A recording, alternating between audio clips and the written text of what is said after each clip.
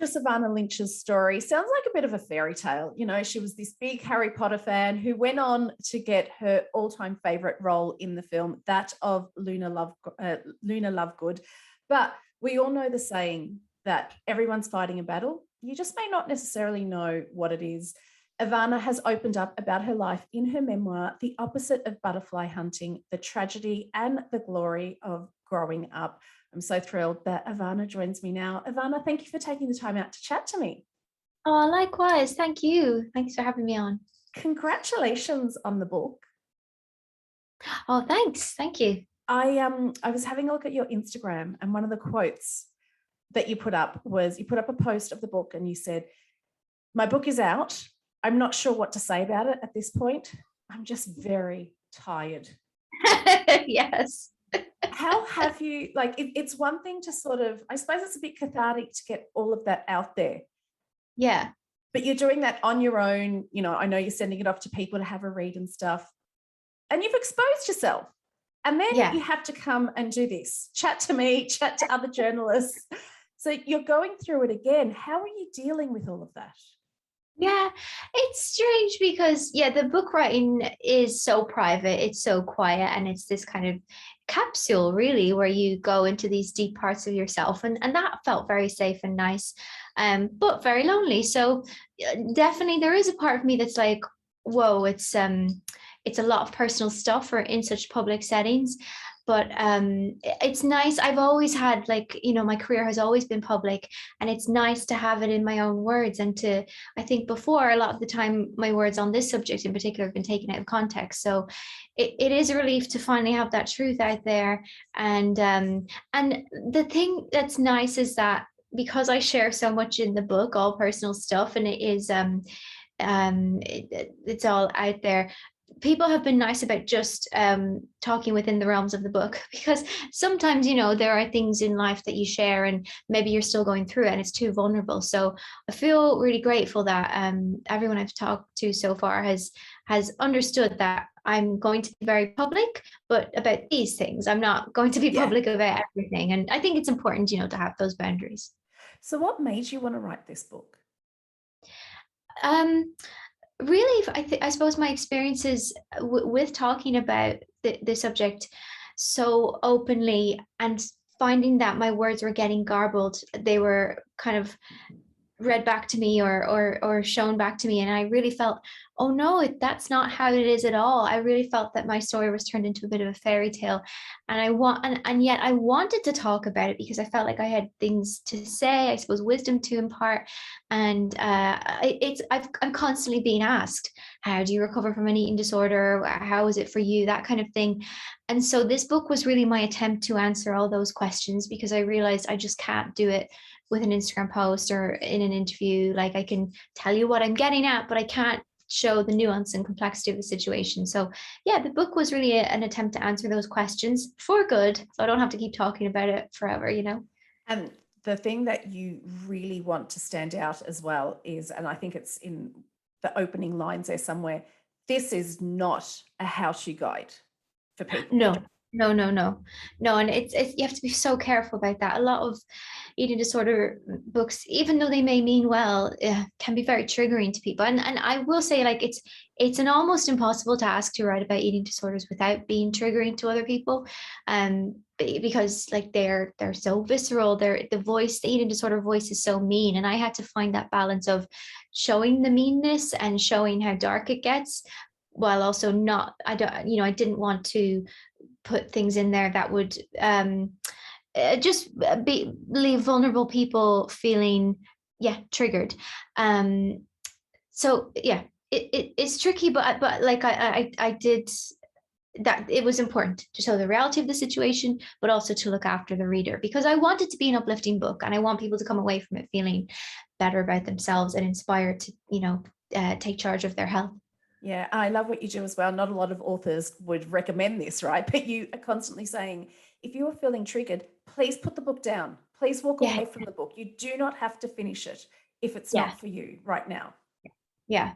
No, and like I'll say though that I wrote this book with my 11-year-old self in mind, with that little girl who was going through the eating disorder struggle. It is, more mature. There's language, there's mature topics in there, but I think young me would have been able for it. And I think she needed a book that wasn't just all self-love and fluffy, because my mind at that age was so dark and toxic. So I needed somebody who felt like I could relate to and understand. So there is that. Like, I do say to people, oh, you might be a bit young, or maybe just be careful. But I think there are a lot of people who hopefully they will be okay with it. But yeah, as I say, it's really up to the reader. You read it and look out for yourself. If you're feeling good, if you're feeling inspired by it, keep reading. Yeah. If it's making you feel like unhappy or triggered, then yeah, move on to something else. We all know that before a book actually gets published, it goes through lots of drafts, there's lots of eyes on it, and Yes. most of the people who read it had the same feedback for you, and it's the opening line of the book. Is Yeah. this a bit cruel? Mm-hmm. What was your response to that?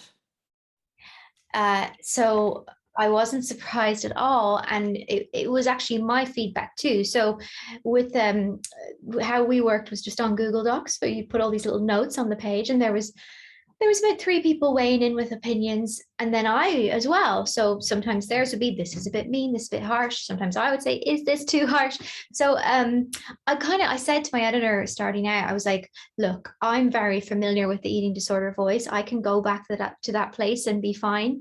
But I kind of said to her, you need to keep an eye on that. If it gets too dark or too overwhelming, you need to say back off a bit. But mostly all that stuff was left in that, and it is important to show how snarky and cruel it is, because it does really destroy people. It can destroy people, not does. So there was that. But yeah, there were definitely moments where it was like, oh, that joke is too dark. Like, there's no need to be that mean. Yeah. And it was eye-opening. Like, it was like, oh, I read it and it was like, oh, I don't like that part of myself. So I'm glad I'm more nurturing the positive side of myself now. Yeah. Do you know what I think is really important as well? Sometimes we really dismiss young people and just go, they're 11 or 12. There is no way that they could have an eating disorder. And you're just showing that it doesn't matter what age you are. You need to take people's, I suppose, what they're saying, what they're doing seriously, and not be dismissive.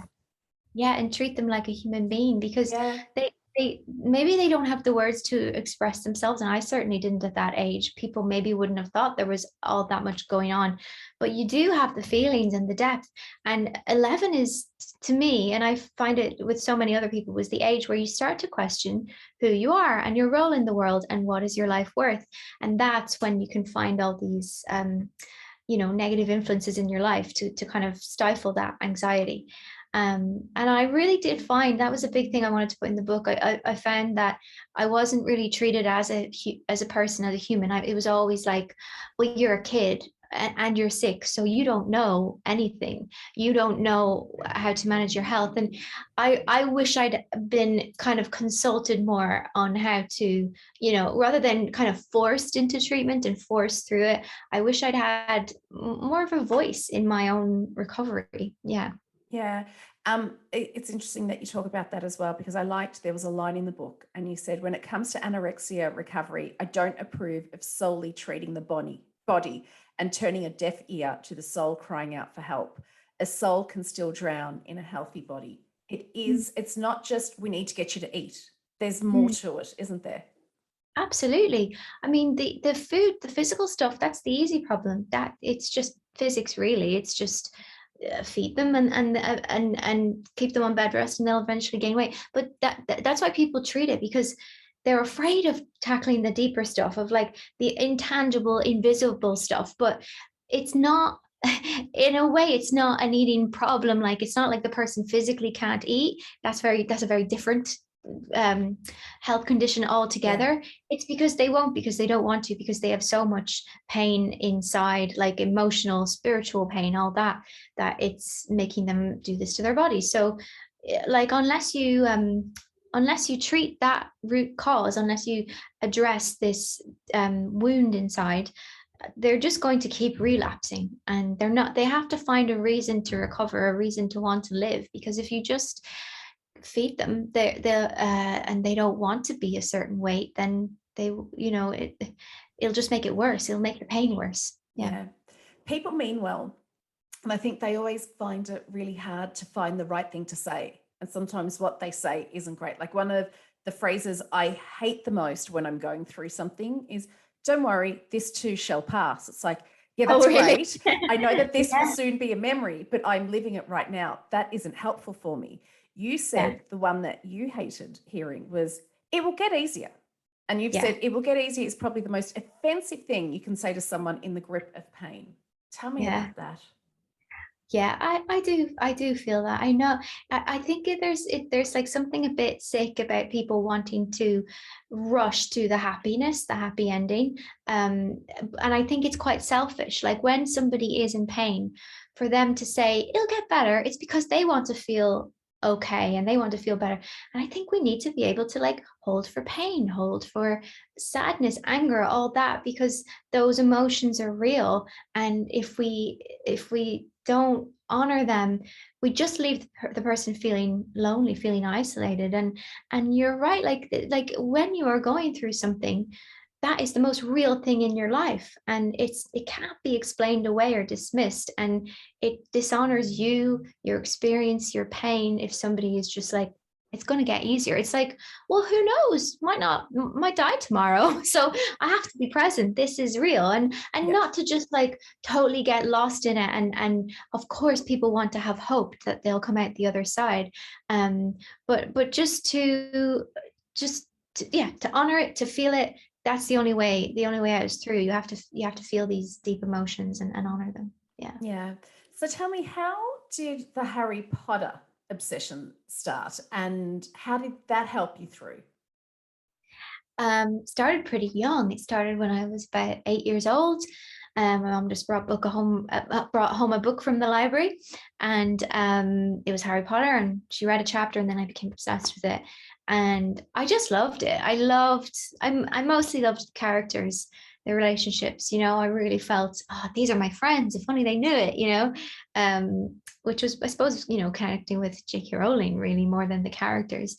um and I liked that it was a world away. I felt I was at an age where I was watching TV, and there was a big focus on like looks, and I was becoming conscious of, oh, I have to be attractive and I have to be a certain size. And in Harry Potter there wasn't that. It was more just about magic and awkward teens. They weren't these Hollywood glamorous, maybe they are now, the actors, but it was a bit different back then. But the books felt like a really safe place to just escape and connect with something inside. And it helped me because it reminded me what I loved in life, because I wasn't, at that time, I wasn't very happy to be alive. I didn't really see the point of me. And whenever I love something, whenever something inspires me, I feel like I have a purpose. I feel like, oh, I've got to be part of this. I got to read and enjoy this. And yeah, Harry Potter gave me that.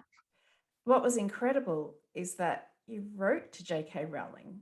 A lot of people do that, they write to authors, but she actually wrote back. You had like a Yeah. pen pal thing going with her. Like when you look Yeah. back at that now, do you think, wow? Oh yeah. It, like, there was a magic to that, because the fact that she got the letter, the fact that she read it, the fact that that day she just had time to sit down and reply, it was actually quite miraculous. And yeah, I think there was something with the universe going on that brought us together. But I know she's only written to a few of her fans over the years, so I count myself very lucky. How do you feel about her possibly reading this book? Very nervous. um, Why is that? because she's been such a mentor to me, and I just look up to her so much, and in a lot of ways feel quite indebted to her, obviously, because of how my life changed, and having a role in something that she created. So yeah, like, and I try and just, as a creative, as an artist, you want to just do what you feel, and what is in your heart. So I try not to be influenced by anyone. But yeah, there is the little girl inside of me that wants wants her to be proud or to like me. So yeah, I did send her a copy because I was kind of like, probably somebody's going to tell her about it at some point. So I should be the one to send it to her. But whether or not she reads it, I don't know. We'll see. She's very, very busy. So tell me about going from being a fan to ending up on set. That's every fan's dream. But what is that I can't even say it. That's okay.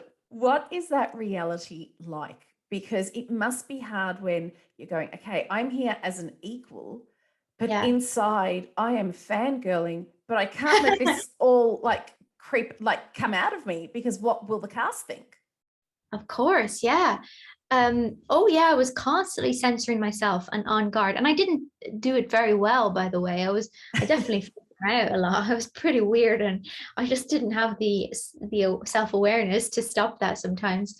But yeah, I was always like watching them and just curious about them. I felt very like uncomfortable among them, at least for the first movie. I did the fifth one because they'd been doing this for years, and in my eyes, 14-year-old me's eyes, they were like bona fide stars, actors. They were made for this, whereas I felt like, oh, I kind of tricked my way into this.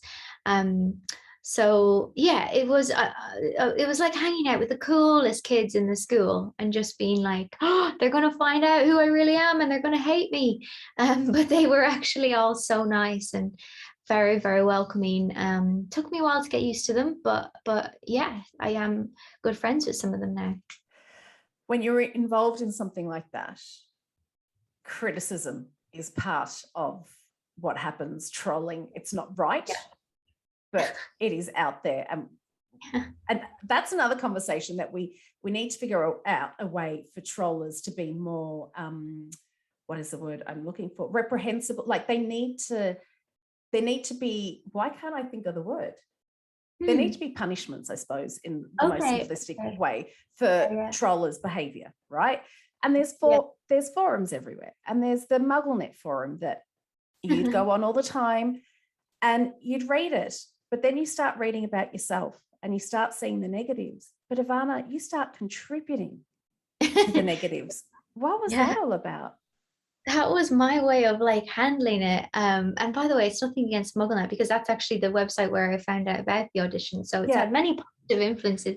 But yeah, there were, and I mean, the thing is, I get it, because I was such a fan. And if somebody had the, if I'd had the opportunity to get the part and then somebody else who seemed like normal, there's this kind of thing where, once you're an established celebrity, they kind of deify you.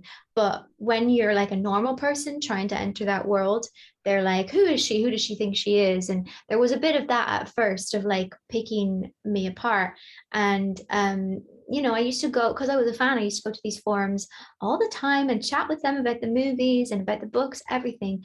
And then I started to see people discussing me, and, they didn't know it was me. And this was before the movie had come out. So this was where everyone was very suspicious. They were like, is she going to ruin our favorite character? And they weren't so magnanimous and started saying all these mean things. I mean, there were nice things, but the thing is, when you have a negative mindset, when you believe the worst thoughts about yourself more than the nice ones, you'll see those more. They're the ones you'll think are the truth. And so I would see these mean comments, and I don't know, my way of kind of being okay with it was that I was going to join in, and I was going to start, anonymously writing all these mean things about myself too. And it gave me this like sick pleasure, this weird comfort, because it's similar to anorexia, where it's like, if I can be my biggest bully, the meanest influence in my life, then nobody can hurt me. Then I'm safe in the knowledge that there's nothing you can do to me that will ever be as bad as what I say to myself. So I did get addicted. I was constantly on those things, and I would have this like obsessive need to read the comments and the daily comments and all that. But you kind of think with negativity, you think you'll get to the end of it, and you think like you'll feel better once you've got to the end of it, but you never do. It's this bottomless pit. You just keep going further into the darkness, and it taints your whole vision of the world. You start to see other people that way, and you think everyone's thinking mean thoughts about you. So after a while, I had to really pull myself out of that and go, the negativity isn't the truest thing, that kindness can be true as well. But that is a discipline, and I'm lucky that I was around such creative people on the set that I got to witness what it is to make the positive choices and to believe the good things about yourself. But yeah, it was a bit of an addiction. Yeah, it is a bit of a discipline, and it is hard. Like, even though, yep, you do tend to look for the positives and stuff, you're right. That one bad comment, there could be 1,000 really positive comments. Someone Yeah. says a bad comment and we focus on that. How do you today deal with that? And I suppose not shut out, because you have to acknowledge what's out there and you have to acknowledge the voices in your head. Sure.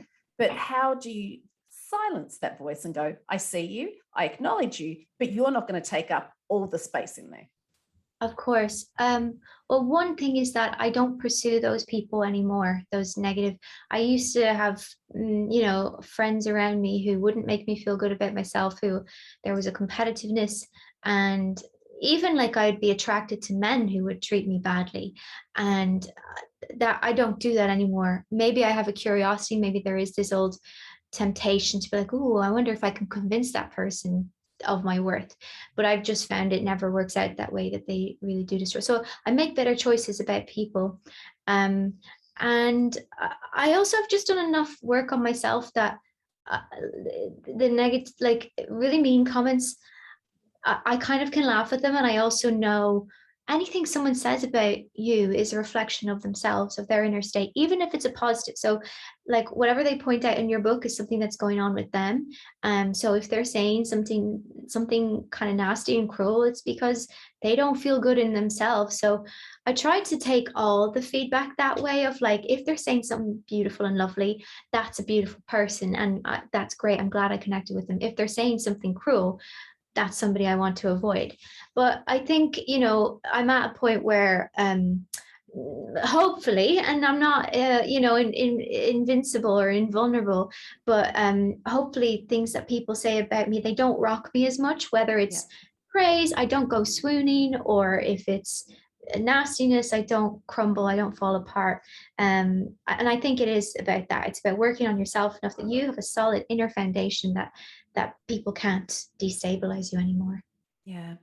In this book, you also write about your time on the Harry Potter set. And there's a line in there which talks about the way you guys used to get together and huddle. And you say, these huddles are where I want to spend my whole life, gathered together with curious souls in unraveling stories and discussing the secret lives of beloved characters. What is it about acting, about being on set, that just brings you to your happy place?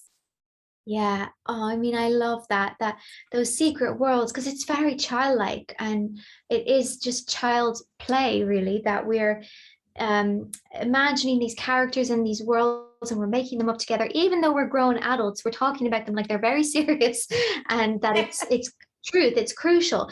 And it's like, it's a safe place to explore your own emotions and your own stories, because it is through the lens of fiction, and in the case of Harry Potter, fantasy. So like, I mean, where else do you get to have such deep, intense conversations about your depths, about people's depths? For me, it's either in therapy, sometimes conversations like this, or in acting. And Yeah. that they're the only places that I get that in my life. But I want depth, I want exploration, I want to connect deeply. I'm tired of superficial, how are you, that kind of, even just having lunch with friends, it's nice, but it's like, you're never going to talk about the rawness and all that. So yeah, acting gives me that license into people's depths, and I just love it. Yeah. So, Ivana, what's next for you?